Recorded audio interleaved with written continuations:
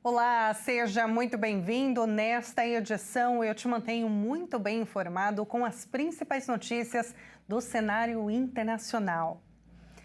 E olha, na última semana, um encontro breve na Assembleia Geral da ONU abriu caminho para uma possível reunião entre os presidentes Lula e Donald Trump. Em meio às tensões recentes entre Brasil e Estados Unidos, o republicano chegou a afirmar que houve uma excelente química com o líder brasileiro. As tensões entre Brasília e Washington dos últimos meses pareceram se dissipar nesta terça-feira na sede da ONU em Nova York. Logo após o presidente Luiz Inácio Lula da Silva discursar, foi a vez do colega americano Donald Trump. No momento em que um deixava o púlpito para o outro ocupar o espaço, uma breve interação entre os dois, descrita pelo republicano como uma excelente química. Brazil now faces major tariffs in response to its O Brasil agora enfrenta tarifas majoradas, em resposta aos seus esforços sem precedentes para interferir nos direitos e liberdades de nossos cidadãos americanos e outros com censura, repressão, armamentização, corrupção judicial e perseguição de críticos políticos nos Estados Unidos. Tenho um pequeno problema em dizer isso, porque devo dizer a vocês, eu estava entrando e o líder do Brasil estava saindo. Nós o vimos, eu o vi, ele me viu e nós nos abraçamos. E então estou dizendo, você pode acreditar que eu vou dizer isso em apenas 2 minutos? Mas nós realmente concordamos que nos encontraríamos na próxima semana. Não tínhamos muito tempo para conversar, tipo 20 segundos. Eles estavam, em retrospectiva estou feliz, porque esperei porque isso não deu muito certo. Mas nós conversamos, tivemos uma boa conversa e concordamos em nos encontrar na próxima semana, se isso interessar.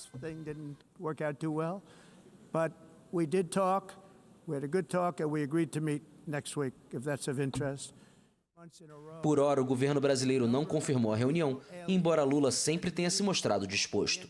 Se confirmada, seria o primeiro encontro formal entre os dois líderes. E olha, a OCDE afirmou que a economia mundial vai resistir melhor do que o esperado às tarifas de Donald Trump neste ano. As estimativas de crescimento foram revisadas, mas ainda há o temor de novas imposições de taxas. A afirmação foi feita pela Organização para a Cooperação e o Desenvolvimento Econômico.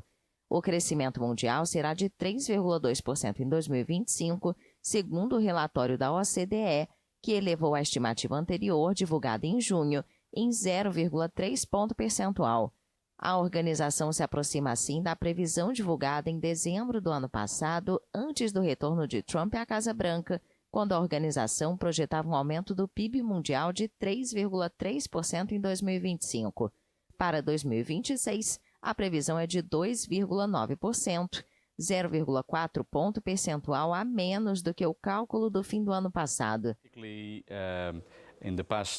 Nos últimos meses, tivemos dados revisados para cima, certamente para algumas economias de mercados emergentes, como Indonésia, Brasil e Índia, principalmente devido a choques idiosincráticos, mas também temporários, e é por isso que ficamos um pouco mais otimistas em relação a este ano, embora esperemos que o crescimento industrial e a confiança do consumidor provavelmente caiam nos próximos meses. A economia dos Estados Unidos deve pagar em 2025 o preço da batalha tarifária iniciada por Washington, com uma desaceleração no crescimento a 1,8% e depois a 1,5% em 2026, contra o aumento de 2,8% no ano passado. O crescimento na zona do euro passará de 1,2% em 2025 para 1% no ano seguinte. Em contrapartida, o relatório destaca que o crescimento vai resistir este ano em um grande número de economias de mercados emergentes. A China vai registrar em 2025 uma expansão de 4,9% e de 4,4% em 2026. O Brasil segue a mesma tendência, com o crescimento projetado de 2,3% e 1,7%, respectivamente. Trump impôs aumentos tarifários para a maioria dos parceiros comerciais dos Estados Unidos. Entre os fatores de preocupação, a OCDE menciona eventuais novos aumentos de tarifas, além de riscos orçamentários em um cenário de endividamento crescente na maioria das regiões e tensões sobre as taxas de juros para empréstimos. O Pentágono impôs novas regras à imprensa. Olha só, jornalistas credenciados só poderão publicar informações sobre o Departamento de Defesa dos Estados Unidos após a aprovação oficial, uma medida criticada como censura disfarçada de segurança. As novas condições representam um novo passo na luta travada por Donald Trump e sua administração contra a imprensa tradicional, a quem acusa de ser-lhe desfavorável. Segundo o Pentágono, qualquer informação deve ser aprovada para divulgação pública por um funcionário autorizado, antes de sua publicação, mesmo que não seja classificada. Isso inclui informações coletadas por meio de fontes internas anônimas, fora dos canais oficiais de comunicação. O descumprimento dessa norma é citado explicitamente como justificativa para retirar a credencial de acesso ao departamento. O Clube Nacional de Imprensa de Washington reagiu rapidamente, afirmando que se as notícias sobre as Forças Armadas devem ser aprovadas primeiro pelo governo, o público já não recebe informação independente, só recebe o que os funcionários querem que vejam. Isso deveria alarmar todos os americanos. O secretário de Defesa Pete Hegseth publicou no X: a imprensa já não pode circular pelos corredores de uma instalação segura. Use sua credencial e cumpra as normas, ou vá para casa. Trump, depois de processar o Wall Street Journal e o New York Times e se regozijar com a suspensão do programa do comediante Jimmy Kimmel de sua emissora por comentários políticos, classificou na sexta-feira como ilegal a cobertura midiática que considerou excessivamente negativa sobre ele. Economistas renomados alertaram na última semana para o risco de colapso do jornalismo de qualidade. Grupos de imprensa sofrem pressão crescente por parte dos governos e enfrentam a concorrência do setor de tecnologia e inteligência artificial. Economistas renomados emitiram um alerta sobre o risco de colapso do jornalismo de interesse público, que fornece informações de qualidade, com consequências consideráveis, em particular para a economia. Entre os profissionais estão os vencedores do Prêmio Nobel Joseph Stiglitz e Daron Acemoglu. O texto coletivo, publicado pelo Fórum sobre Informação e Democracia, afirma que o acesso a informações confiáveis é o recurso fundamental que impulsiona a economia do século XXI. Os especialistas ressaltam que este recurso será ainda mais essencial na economia do futuro, impulsionada pela inteligência artificial, e acrescentaram que a mídia de interesse público, definida como aquela que fornece informações factuais e confiáveis e independente no âmbito eleitoral, desempenha um papel crucial, mas está ameaçada em todo o mundo. Os signatários do texto dizem que os grupos de imprensa enfrentam dificuldades financeiras devido à concorrência cada vez mais desleal dos gigantes do setor de tecnologia e das plataformas e se veem submetidos a uma crescente interferência dos governos, em particular dos autoritários, embora não exclusivamente. Os economistas apelam que o poder público invista em um jornalismo livre e independente, por meio de subsídios diretos ou indiretos, e o estabelecimento de impostos digitais sobre as principais plataformas, entre outras medidas. Também recomendam a regulamentação dos grupos de tecnologia e da IA. O Fórum sobre Informação e Democracia é uma colaboração iniciada em 2019 pela França e pela ONG Repórteres Sem Fronteiras, a qual se uniram quase 50 países. E após Donald Trump afirmar que o uso de paracetamol durante a gravidez está ligado ao desenvolvimento de autismo, a Organização Mundial da Saúde desmentiu a afirmação. A OMS declarou que não há evidências científicas conclusivas sobre causa e efeito.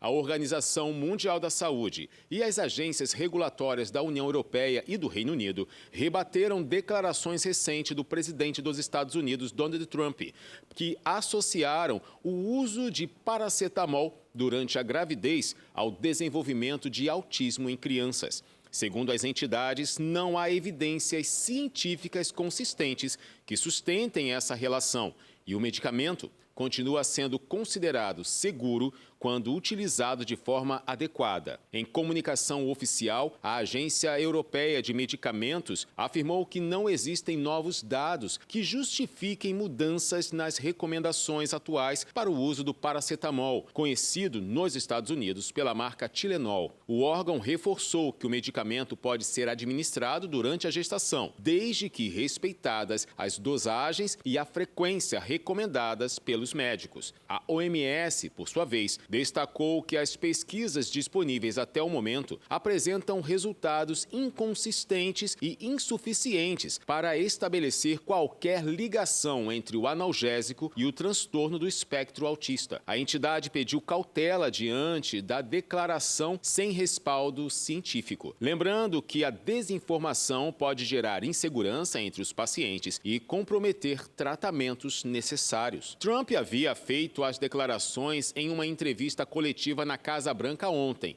em que também voltou a questionar a segurança das vacinas aplicadas na infância. As falas foram classificadas como infundadas por especialistas em saúde, que reforçaram a importância de manter o acesso a medicamentos e imunizações comprovadamente eficazes para a proteção da população. O presidente dos Estados Unidos, Donald Trump, classificou oficialmente o movimento Antifa, uma rede difusa de ativistas de esquerda radical que se declaram antifascistas, como organização terrorista.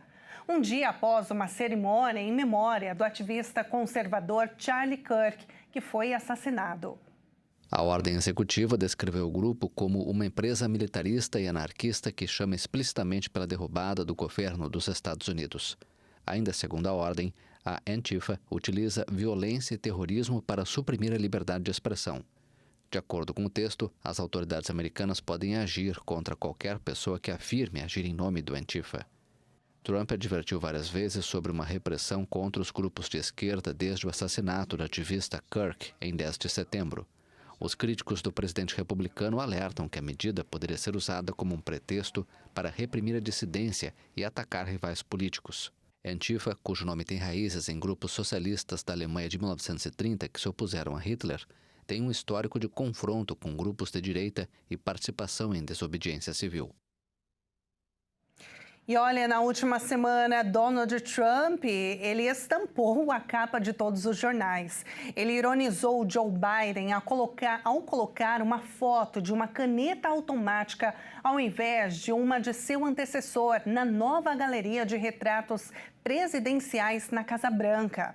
Biden, que está afastado da vida pública e foi diagnosticado com câncer em maio, ainda não se pronunciou.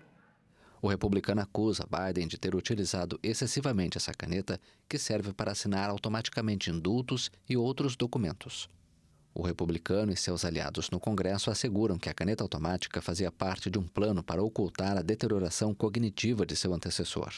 A foto, em preto e branco, mostra a caneta automática e a assinatura de Biden em um papel, em vez do retrato do ex-presidente democrata, na nova Calçada da Fama, localizada na colunata que margeia o roseral da Casa Branca. A Calçada da Fama presidencial chegou à colunata da ala oeste. Esperem só para vê-la, publicou no X a assessora de comunicação de Trump, Margot Martin, junto com um vídeo da nova exposição. O republicano ataca seu antecessor, de 82 anos, de forma reiterada, tentando culpá-lo por uma série de problemas, incluindo a inflação e as guerras na Ucrânia e na faixa de Gaza. Trump realizou várias mudanças significativas na decoração da Casa Branca, que tem mais de 200 anos.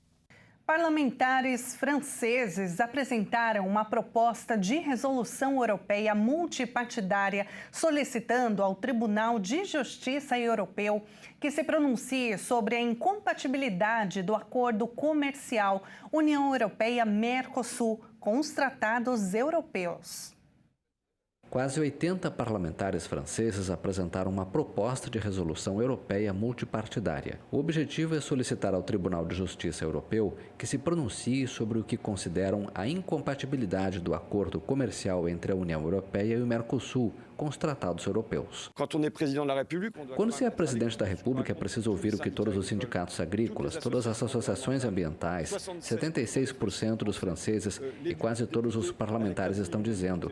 Então, aí está está. Há um profundo desejo em nosso país, na França, de rejeitar esse acordo com o Mercosul, mas também porque ele é quase um símbolo de uma forma de globalização que não é mais desejada quando as pessoas clamam por maior proteção.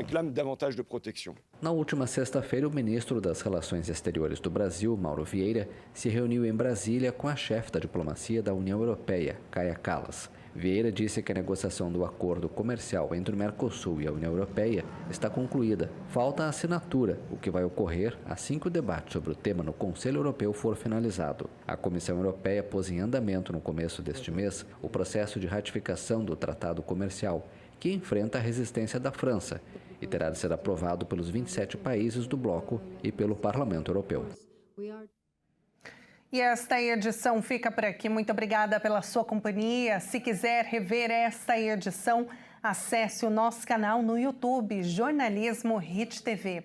Até a próxima.